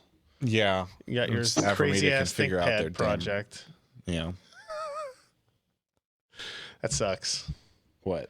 That it just doesn't work as well as you'd hoped, and you Oh, bought I it from knew China. it was gonna and be. You can't take it back. Yeah, I You knew. can send it back. You just won't ever could get your tweak money that back. and make it run how you want, but it's gonna True. take some time. Okay, we're gonna do a demo here. I'm gonna boot into the BIOS on this thing. We can look through the options. I am curious. I know it sounds riveting, but you will be. Come look at these BIOS options with us. Yay! I don't have the capture card set up right Oh, now. you know I'll what? just have Ryan read them. You know what the that's other fine. thing I was talking about before was the NDA stuff. That's what Oh, I was going to yeah. have when I was trying to think of what's the other story we didn't have a post on that we wanted to include. There's people in the chat asking me about it too. The NDA stuff, I believe, is overblown because I will freely admit to having signed a ton of NDAs that I read with not a critical eye, only because never in my career has an NDA ever been brought up to me ever again. Right? Now, this is both because I don't run a rumor-centric site. I'm not out there trying to steal slides from people and post them out like the WCCF's video cards, whatever. And that's fine. That's their model. Do whatever you're going to do. So I've signed a lot of stuff, and maybe this is the mindset of, hey, if you don't do anything wrong, you got nothing to worry about, right?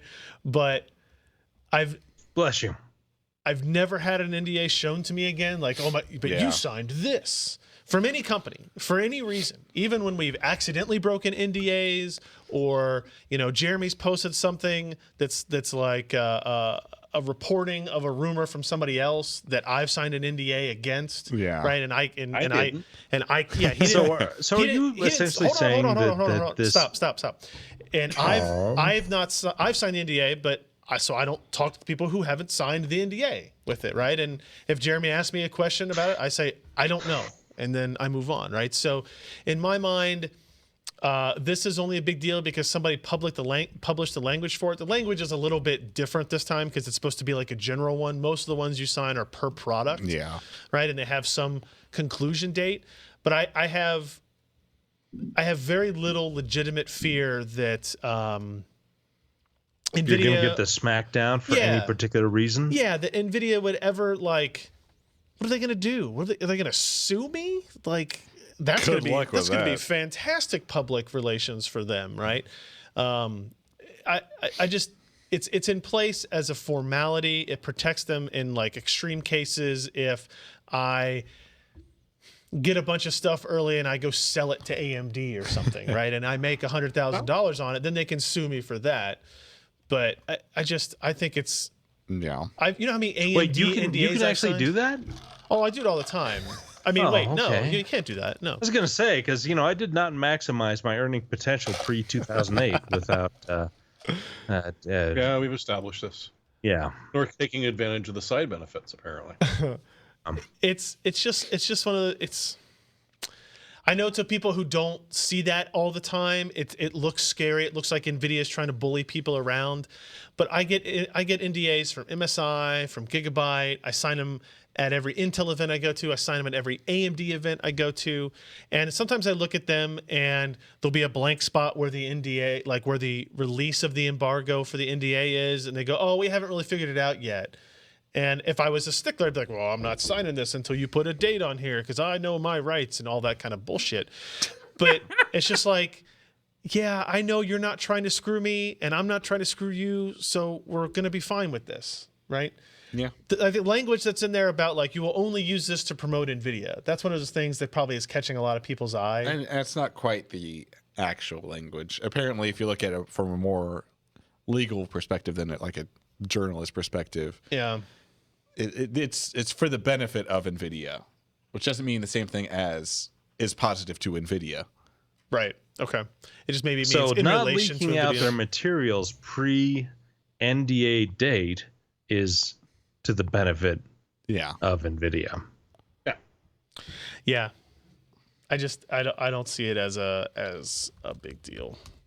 Because as long as you don't break NDA, they're not going to care.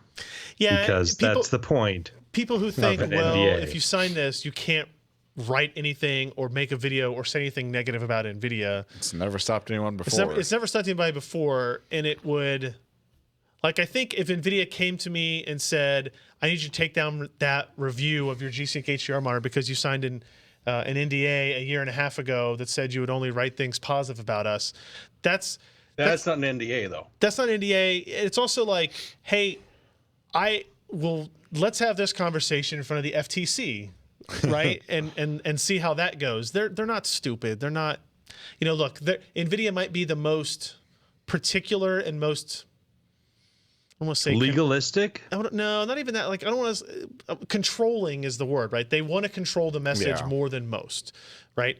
Which is odd for a company that's in as positive a position as they are in, right? Leading in almost every area that they're in. But they've been that way forever. NVIDIA's always been like that. I have fielded many calls from people angry about positive stories I wrote about AMD or ATI because they didn't think I tested things in this way or whatever. And it's a 10-minute call. I go, yep, sure, whatever. They get it out of their system. We talk about normal stuff and we move on, right? But I've gotten that from other people too, at other companies. I've definitely fielded calls from AMD where it's like, you're too friendly to NVIDIA, blah, blah, blah. And I'm like, man, shut up. So no, I don't think it's not an NDA gate, and the people that believe that are exaggerating things. And look, NVIDIA is Hey, but you not know what? perfect. It but brings the traffic, and it's It does. exciting. It does, and I'm actually pretty relieved, I guess would be the word I would use, that most of the coverage I have seen. So there was the one, was it a German outlet that posted this originally, and Highc.de. yeah, and they posted it and like, oh, this is, we're not going to sign this because of these reasons. And I actually am fine with that. If you choose not to sign it and then NVIDIA still chooses to give you the information, like, whatever. That's on NVIDIA.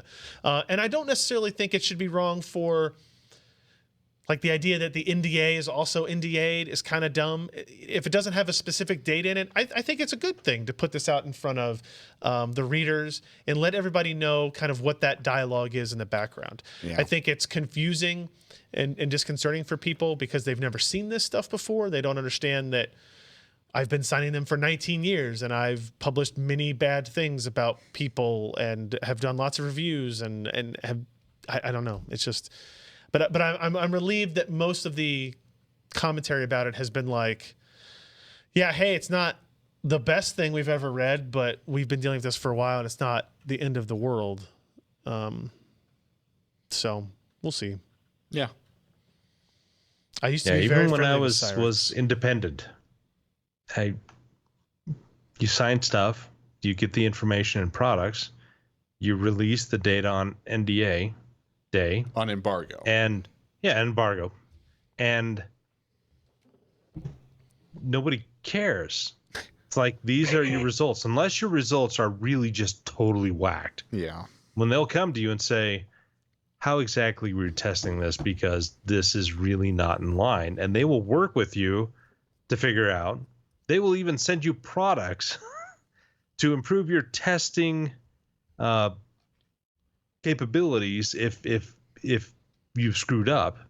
It's, I'm not saying companies are angels, because they're not. They're in it for themselves. They need to make money, and they are working to make money.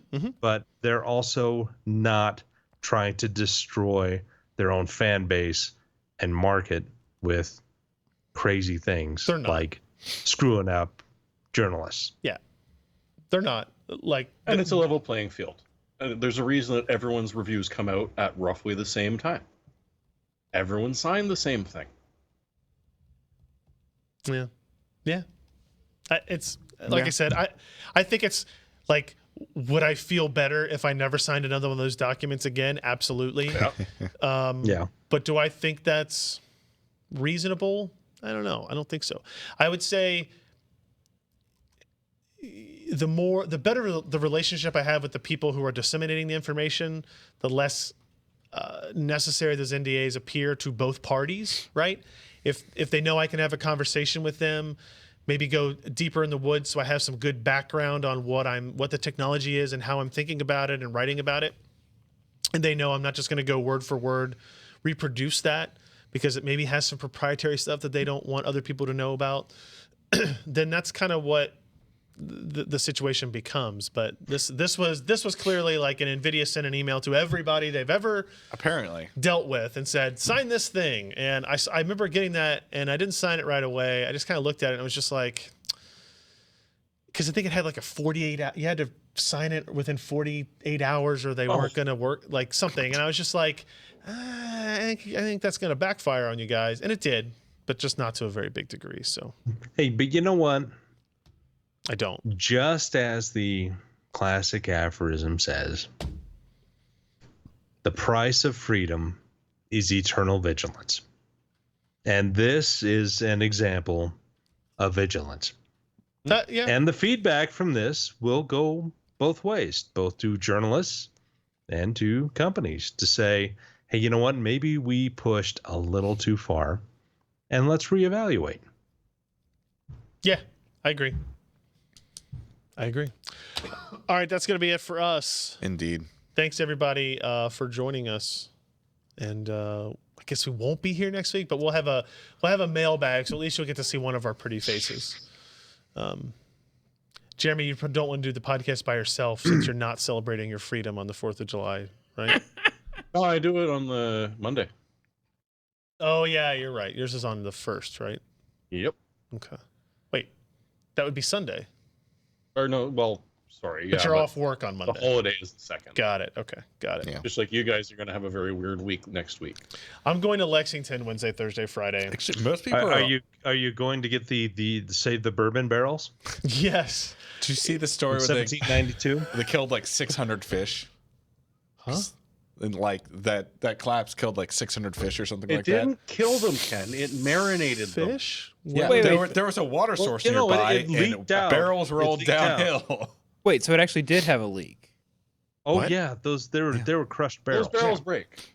Are you Yeah. saying the bourbon killed the fish, like the liquid, let's or are you see saying you the try to- physical The barrel fish killed Probably it? died both. happy.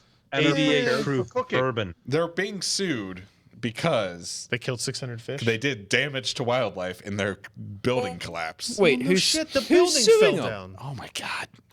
Why is I this would think it difficult would to be their understand? land. Well, no, if it's the EPA, they don't get sued; they just get fined. Well, it might be private property that it came in on. or Yeah, something. yeah. But Could be concerned I think you would citizens. take they can do that. take whatever barrels rolled into your property and use that as compensation for the 600 fish. Because you know there is going to be a special edition Oh, bourbon God, from yes. 1792. Collapse Tasty. Bit fishy, but tasty. 2018. Oh, were those all 1792 barrels Yeah. that were in there? I like that. That's good. That's good bourbon. Yeah, it's But good yes, bourbon. there will be a special edition that's 4 times as much as normal 1792, and it'll be like the Great Collapse of 2018. Do you think there are people out there with like Oh god! cups yes. scooping it up Yes. yeah, as it was? Leaking Yes. bourbon from the Kentucky distillery accident killed hundreds of fish. State says So it like the bourbon leaked nearly into a 1,000 water fish were source. found dead near in Withrow Creek and the Beach Fork River near the Barton Just because the 1792 bourbon distillery. like leaked into the water system. They're No. finding up to $25,000 per day after alcohol was discovered to be contaminating bodies of water. So until they can clean it up, It's essentially an 25 oil spill, right? Contaminate things. It makes it better. That's true. These fish should feel lucky to That's die the way to super die. drunk. Asked how state officials knew the leaked bourbon caused the fish kill. Whoever the investigator was says, I think it's pretty obvious why they died. yeah. We Because, just had 1,000 fish turn up dead the day after. and they started fights and were angry with everything while doing it. The state intends to cite the company for failure to report a release and the pollution of waters. So Yeah, because Yeah, No, they're and not the getting fish came out, and sued, before but- they died, they yelled, Pappy Van Winkle sucks. How do you fail? How did you fail to Expired. report it? It was all over the news. well, yeah, it was on the news, but the initial reporting said there wasn't any leaks to the environment. No. Oh well. Okay. Yeah, I because can see they them saying contained that. it. There's clearly. Yeah, they the thought that sheet. there was, There was the nothing on there basement for was big bourbon. enough to contain the spill. Okay. Go ahead, Jeremy.